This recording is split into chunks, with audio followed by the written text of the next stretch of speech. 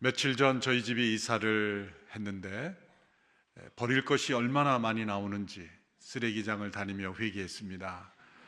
한때 필요하다고 생각했던 것들이 얼마나 불필요한 것들을 많이 끌어안고 살아왔는지를 자책하였습니다. 그러나 하나님께서 지으신 모든 것에서는 버릴 것이 하나도 없습니다. 가을에 떨어지는 낙엽도 썩어지면 봄에 피는 꽃의 거름이 됩니다. 군 복무를 하는 병사들에게는 하늘에서 눈이 많이 내리면 하늘에서 쓰레기가 내린다고 생각하죠. 눈을 치우기 힘들기 때문이죠. 그러나 그 눈이 녹아서 맑은 생수가 됩니다. 동물의 썩어지는 사체도 새로운 생명을 잉태하는 땅의 거름이 됩니다. 하나님께서 지으신 모든 세계는 하나도 버릴 것이 없습니다. 오직 인간이 만든 것만이 썩지 않고 그리고 땅을 오염시킬 뿐입니다. 하나님이 지으신 모든 것에서는 쓰레기가 하나도 없습니다. 오직 인간만이 쓰레기를 만들 뿐입니다. 하나님께서 아무것도 버리지 않으시는 분이시라면 하나님의 자녀들의 인생 또한 버릴 것이 없는 인생이 되어야 합니다. 오늘 요한복음 6장 말씀에서 예수님께서 오병이어의 기적을 일으키신 후에 주신 말씀을 통해 버릴 것이 없는 인생이 어떤 인생인지 함께 생각해 보기를 원합니다. 요한복음 6장에 나타난 오병이어의 기적은 예수님의 세 마디의 말씀을 축으로 이루어집니다. 첫 번째 말씀은 너희가 어디에서 빵을 사서 이들을 먹이겠느냐라고 질문하십니다. 이 질문 앞에 빌립은 조금씩만 나누어도 200데나리온 이상이 필요합니다. 불가능합니다. 라는 대답을 하였습니다. 예수님께서는 두 번째 말씀을 주십니다. 이 사람들을 모두 앉히라. 제자들이 기대했던 대답은 이들을 어서 집으로 돌려보내라 라는 말씀이었을 겁니다. 그런데 예수님께서는 이들을 모두 앉히라 라고 말씀하시고 안드레가 가져온 한 소년의 작은 도시락이었던 오병이어기를 통해 기적을 일으켜 주셨습니다. 그들이 다 배불리 먹고 난 뒤에 예수님께서는 세 번째 말씀을 주십니다. 남은 조각을 버리지 말고 모아두라. 남은 조각을 버리지 말고 모아두라. 그들이 배불리 먹고 남은 것을 다 모으니 12광줄이나 되었습니다. 우리는 이 사건을 묵상하면서 대개 두 번째 말씀에서 머무릅니다. 배고픈 자들이 기적을 통해 배부름을 얻고 이제 행복하게 되는 것으로 장면이 끝나는 것으로 생각합니다. 그런데 예수님께서 행하신 이 기적 직후에 주신 이 말씀을 요한은 놓치지 않고 기록하고 있고 이 말씀이 이 기적의 의미를 우리에게 설명해 주는 클라이막스와 같은 말씀인 것입니다. 세 번째 주신 말씀에서 남은 조각을 버리지 말고 모아두라 라고 할 때 이 버리지 말라라는 단어는 요한복음 전체에서 매우 중요한 단어입니다. 요한은 이 단어를 자주 사용함으로써 예수님께서 이 세상에 오신 목적을 우리에게 설명하고 있습니다.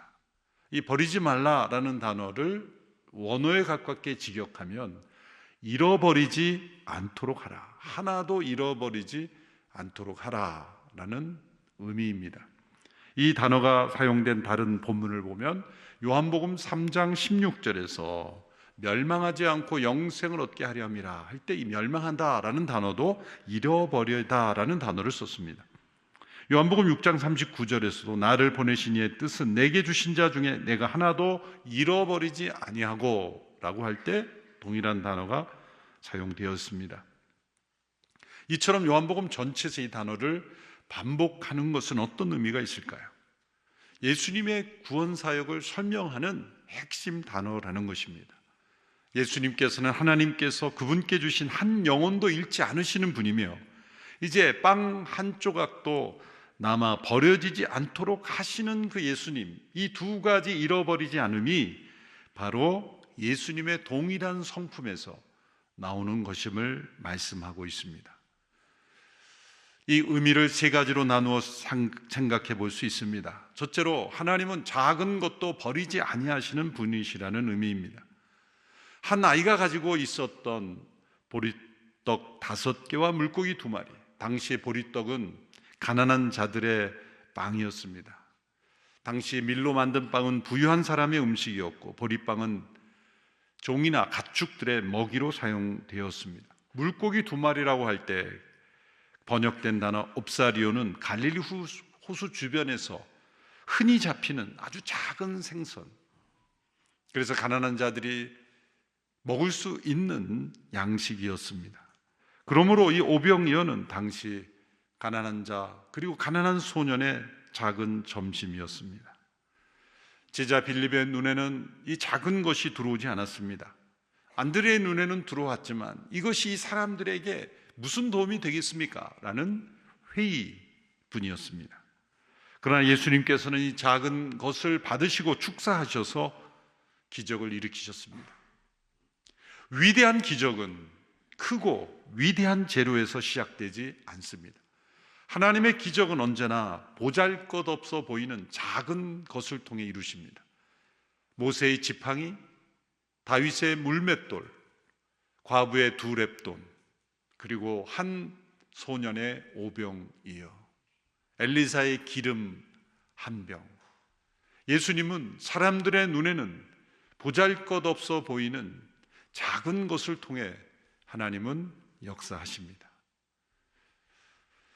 우리 눈에는, 사람들의 눈에는 버려질 만한 것처럼 보여도 하나님께는 그 어느 것도 버려질 만한 것이 없다는 것입니다.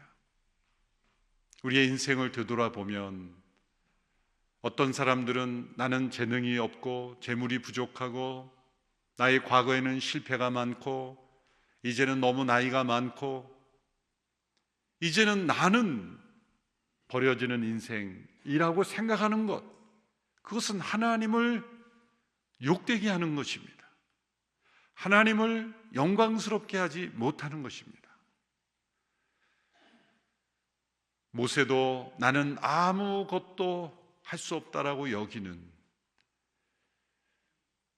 광야에서 양을 치던 그때의 모세를 80세에 부르셨습니다.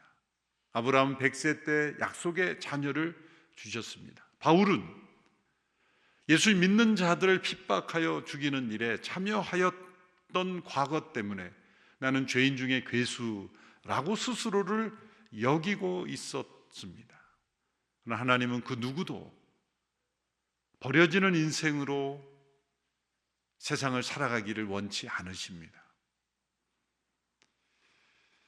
나의 과거 때문에, 나의 부족함 때문에 버려지는 것이 아니라 하나님께서 어떠한 분이신지를 모르기 때문에, 그리고 예수 그리스도 안에서 내가 얼마나 소중한 존재인지를 모르기 때문에 스스로 잃어버려진 자가 되었을 뿐입니다. 예수님은 바로 그 잃어버린 영혼을 구원하기 위하여 세상에 오셨습니다. 조나단 에드워드라는 대각성 운동을 일으킨 분은 이렇게 말했습니다. 하나님께서는 어떤 피조물 안에서도 사용되지 못할 만큼 작은 것을 만들지 아니하셨다. 어느 시골 교회에서 할머니가 예배를 드릴 때마다 구겨진 1,000원짜리 하나씩을 정성스럽게 펴서 헌금하였습니다.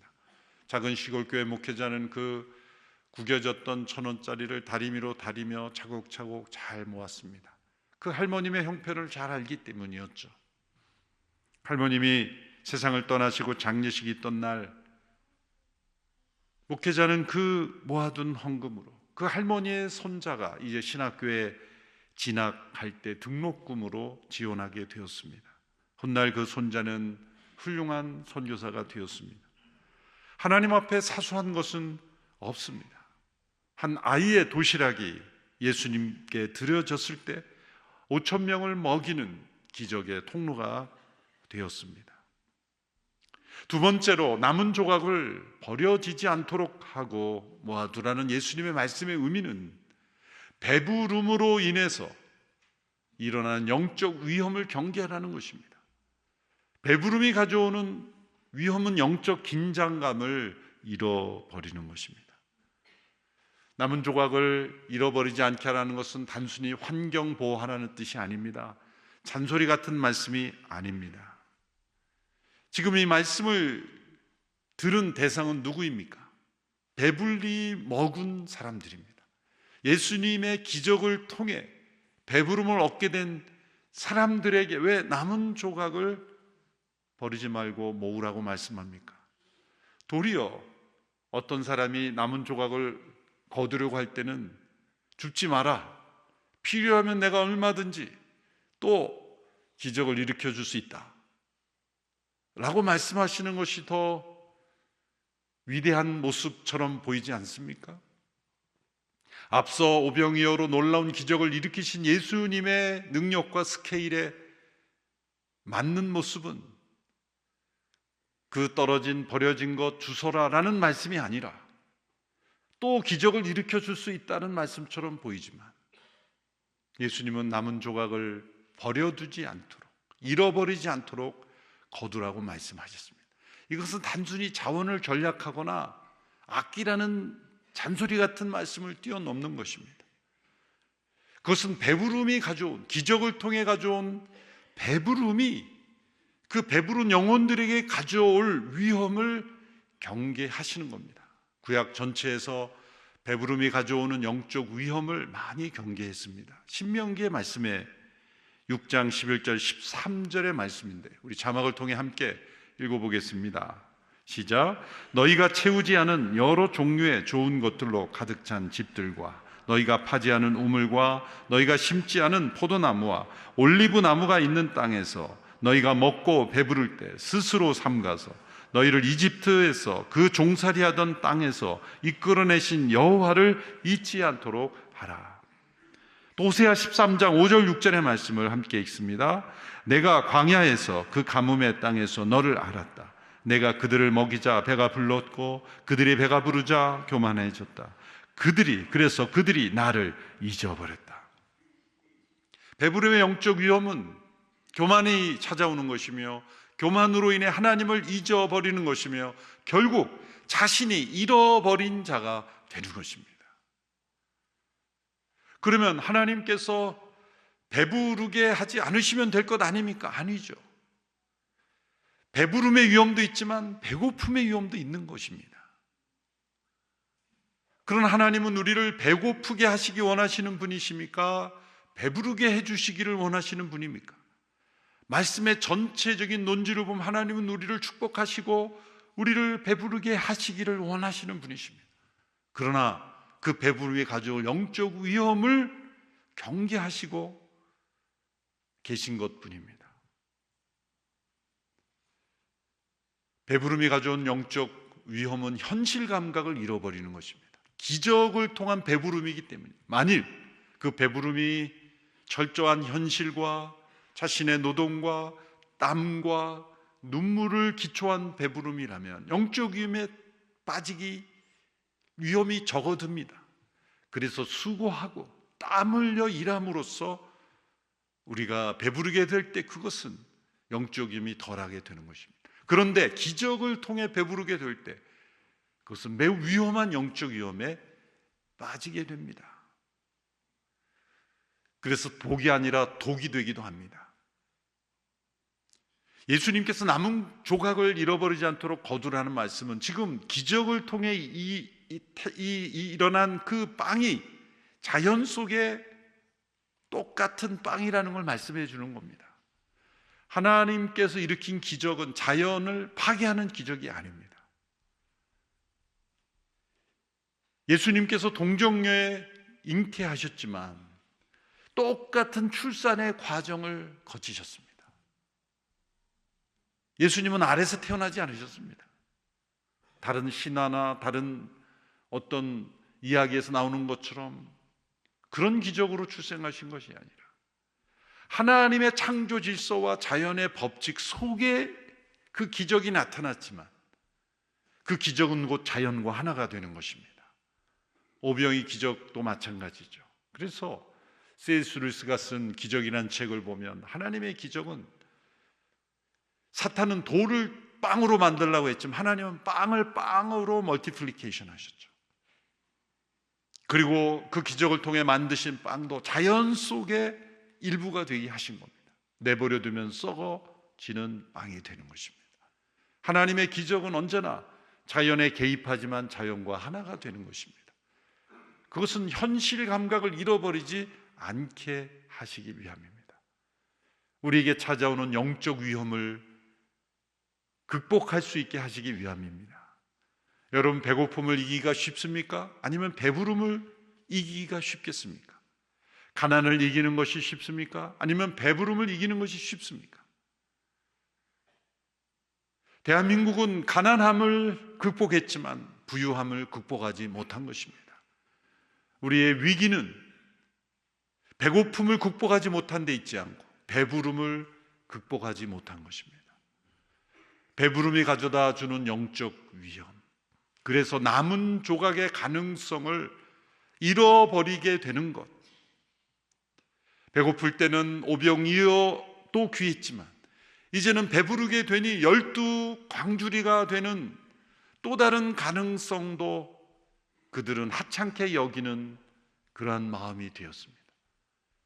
그것이 교만이고 그 교만은 곧 하나님을 잊어버리게 하고, 하나님을 잊어버리게 되면 우리 스스로가 잃어버려진 존재가 되는 것입니다. 그래서 버리는 것이 없게 하라고 말씀합니다. 요한복음 6장 26절에서 보면 이 배부른 사람들이 예수님을 따라왔을 때 예수님이 이렇게 말씀하셨습니다. 내가 진실로 진실로 너희에게 말한다. 너희가 나를 찾는 까닭은 표적을 보았기 때문이 아니라 빵을 먹고 배가 불렀기 때문이다. 이들은 예수님을 왕으로 모시려고 했습니다. 왕으로 모시려 한 이유가 뭡니까?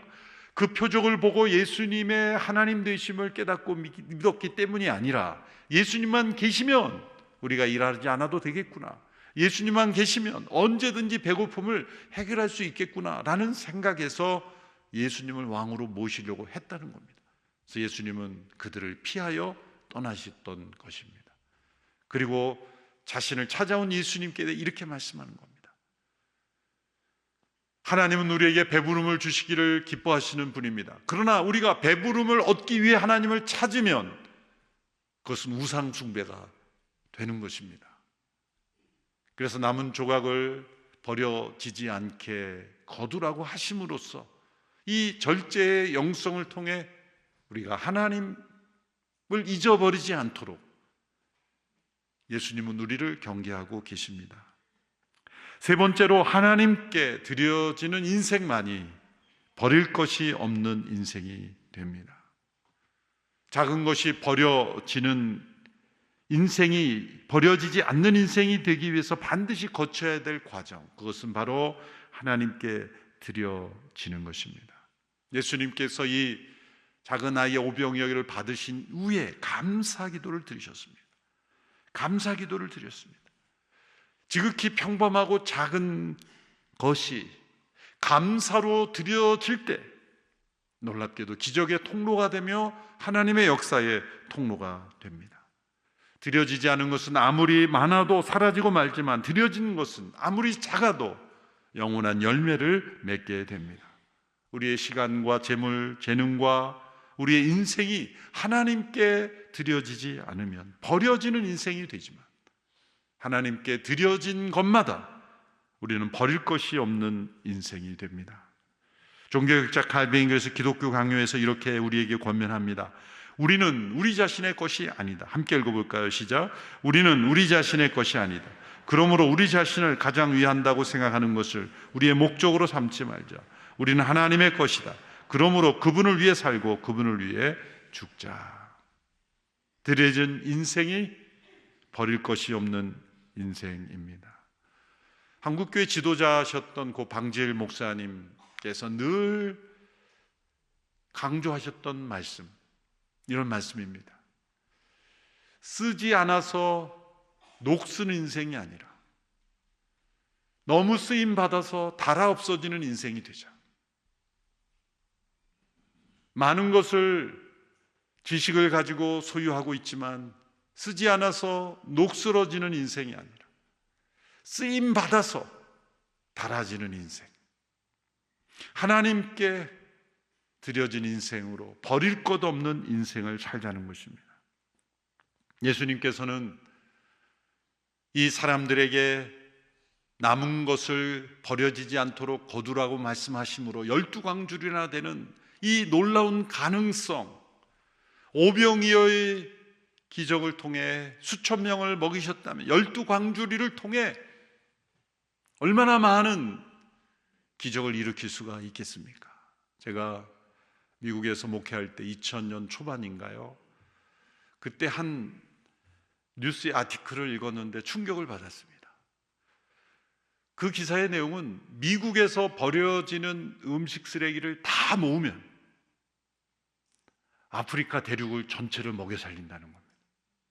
북미 대륙이죠. 북미 대륙 전체에 쓰레기를 다 모으면, 음식 쓰레기가 버려지지 않도록 하면 아프리카 대륙을 다 먹여 살릴 수 있다. 충격적인 기사였습니다. 보면 우리 한식 문화가 반찬 문화가 되어서 버려지는 음식이 너무 많은 것 같아서 때로는 이 문화를 어떻게 개선해야 될까 또 생각하기도 합니다. 버려지지 않는 그러한 인생이 된다면 우리의 삶에도 버릴 것이 없는 인생이 되도록 늘 드리고 나누고 우리의 시간에 남은 조각, 재능에 남은 조각, 또 우리가 받은 은혜에 남은 조각까지도 다 버릴 것 없는 인생이 되도록 하나님 앞에 나아가는 우리 모두가 되기를 축원합니다. 그래서 하나님께서 은혜 베풀어 주셔서 우리가 배부름을 경험할 때마다 더 경계하고 더 위험하게 여기면서 하나님 앞에 더 나아가는 우리의 삶이 되기를 축원합니다. 기도하겠습니다. 하나님 아버지, 우리를 창조하시고 죄악 가운데 있는 우리를 구원하시고 우리의 필요를 채워주시고 우리를 버릴 것 없는 인생으로 인도하시니 감사합니다. 오늘 말씀을 통해서 주신 교훈을 마음에 새기고 버릴 것 없는 인생으로 나아가는 우리 모두가 되게 하여 주옵소서. 예수님의 이름으로 기도하옵나이다. 아멘.